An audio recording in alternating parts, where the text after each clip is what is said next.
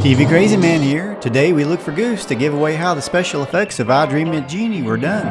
And some crazy little goofs that contradict the entire story. And find out super cool trivia facts. Did you know that the Stevens home from Bewitched was in the same neighborhood and Jeannie almost ran into it with Tony's car?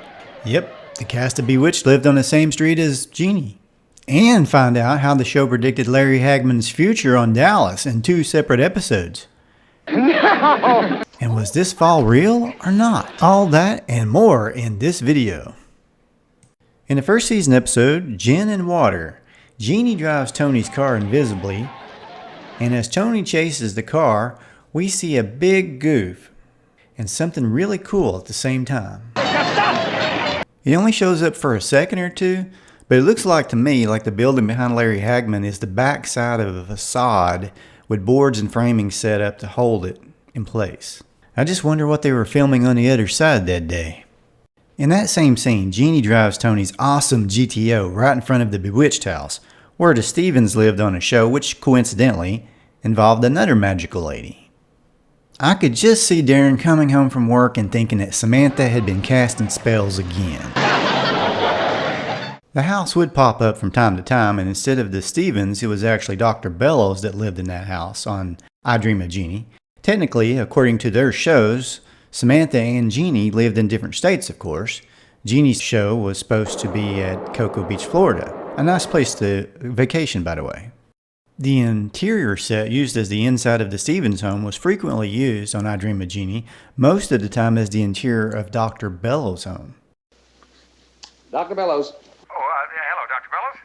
Who are they? In this next one, let's file this one under cool coincidences. In the episode, Whatever Became of Baby Custer, Bill Mumy plays a neighbor who literally wishes he could be an astronaut. I wish I was a real astronaut like you.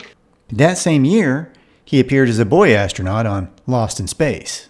Believe it or not. Next, here's some magic goofs.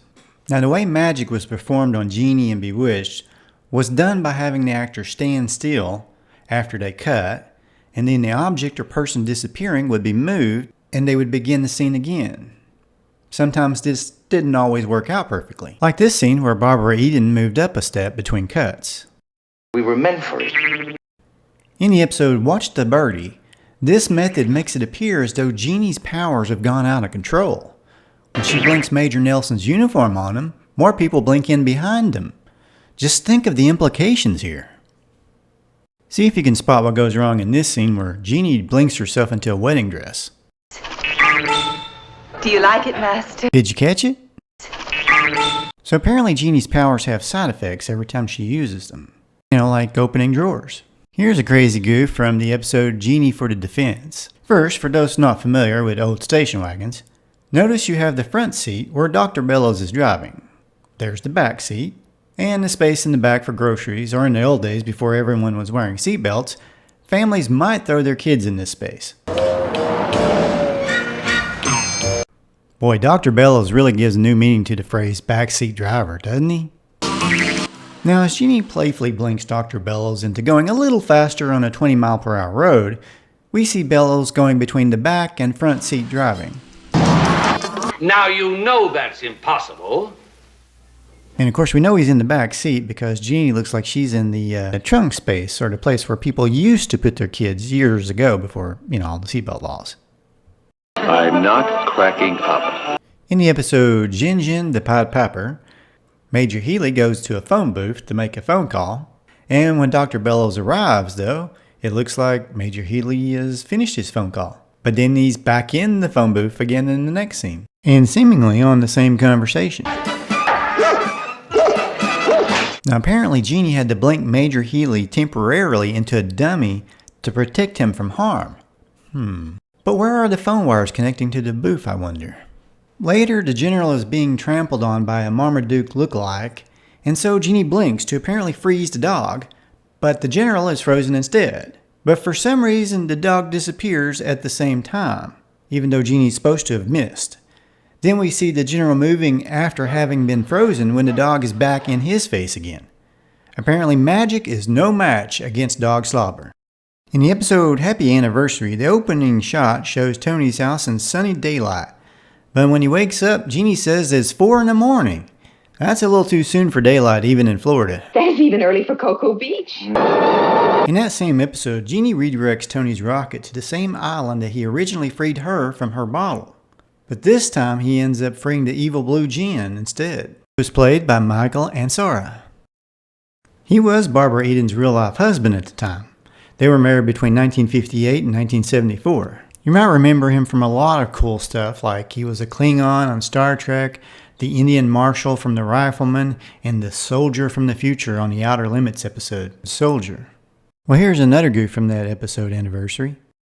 When the Blue DJinn lifts Tony Nelson up in the air, in the background you see some power lines, which is a little unusual for a deserted island. And from what I read, this beach is probably the lagoon from Gilligan's Island. But, to be honest, I'm not 100% sure on that. Maybe you can tell me in the comments. You see this area again at the end of the episode, along with those power lines across the sky. Next is a coincidence that strangely predicted the future of an entirely different series starring Larry Hagman. First in the episode My Master the Civilian. In this episode, Jeannie uses a future-telling machine to see how Tony's life would turn out if he quit the space program and took a civilian job. Coincidentally, the interior set for Tony's office is the same one for Darren Stevens' office in Bewitched. Here's the report you asked for. Thank you, Sue. Hey, Ellen. Ellen. Yes, strangely enough, if you combine the names of the two secretaries, you get the name of Larry Hagman's wife on Dallas, Sue Ellen. I won't be able to explain this if I live to be your age. Oh! If it was just that alone, it wouldn't be that big a deal, but there's more.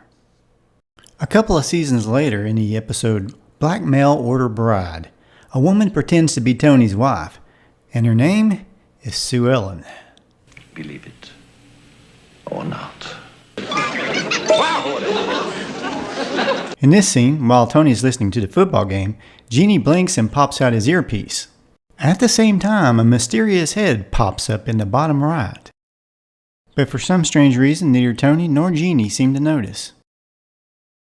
All right, I'm sorry, Jeannie. In this scene where Tony sneaks back into his own house, there's something not quite right here. It looks like Jeannie's blinking a few seconds too late. I mean, you assume that she's the one that turned the lights on with the blinking, but then she doesn't blink until like 5 seconds later. All right, I'm sorry, Jeannie. And why is he yelling? Oh! In the episode The Wedding, Jeannie falls off the sofa.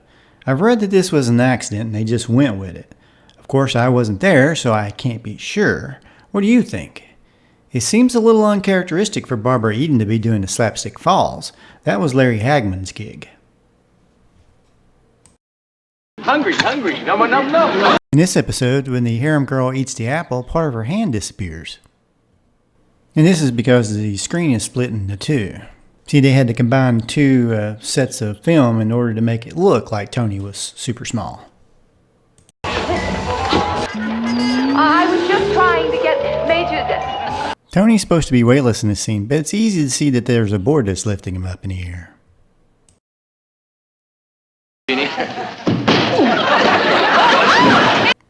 Please don't forget to hit the bell so you don't miss any future videos. Thanks so much for watching and commenting. I really appreciate it. Y'all have a great day. Oh, and if you like this video, check out my Bewitched Goofs video as well.